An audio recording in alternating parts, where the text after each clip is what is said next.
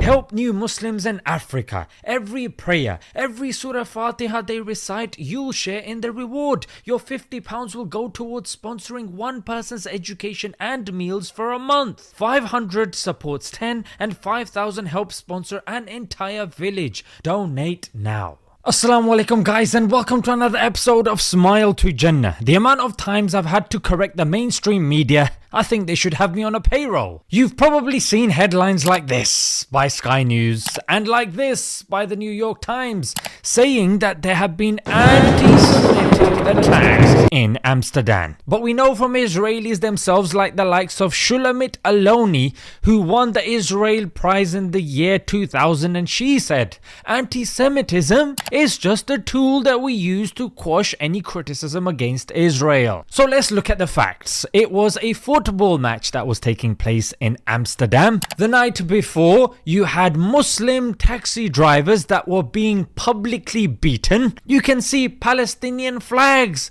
were being dragged and torn down.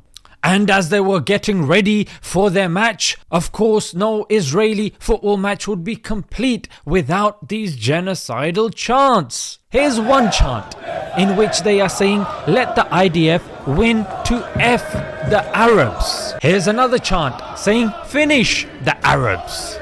And then here from the horse's mouth itself, look, it's the Jerusalem Post, and they're saying, just in case, Mossad agents to join Maccabi Tel Aviv FC trip to Amsterdam. In other words, Mossad was there as well to whip up some hatred. You gotta have some hatred.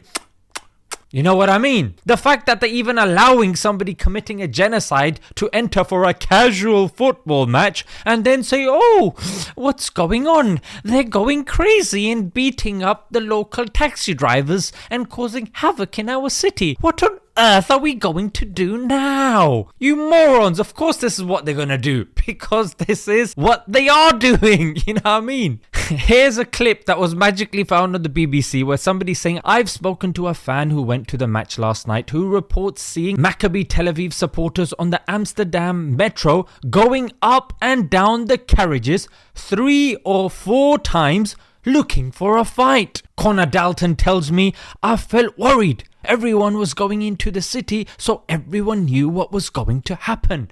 Everyone? Apparently not everyone, not these doofuses at the newspapers with an IQ of a toilet brush. He adds that he is shocked by the portrayal of the incident in the media, adding that the attacks were completely provoked and Palestinian flags were torn down the night before.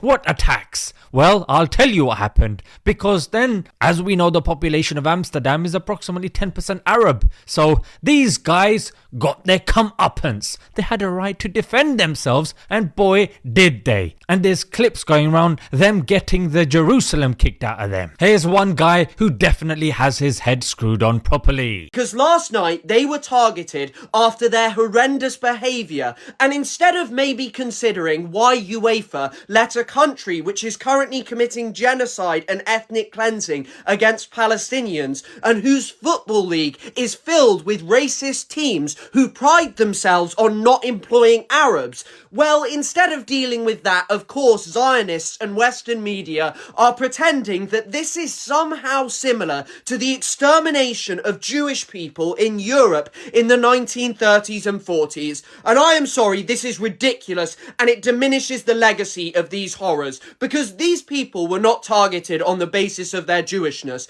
They were targeted because Maccabi Tel Aviv fans are violent hooligans who were rampaging through the streets of Amsterdam. And not to mention, right at the beginning of the match, there was a couple of minutes silence for the, flood victims in Spain? And look how disrespectful these people were.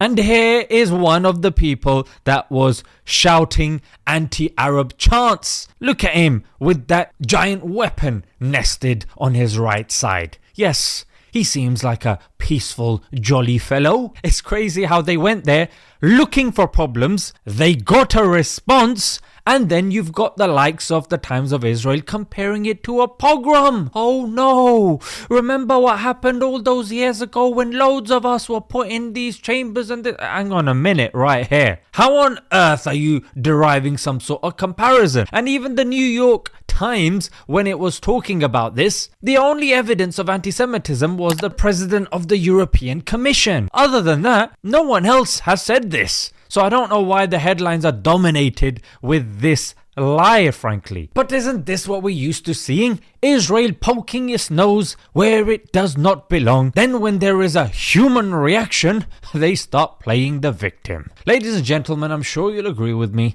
Amsterdam has a right to defend itself. Let's leave it there, guys. Until next time. Assalamu alaikum.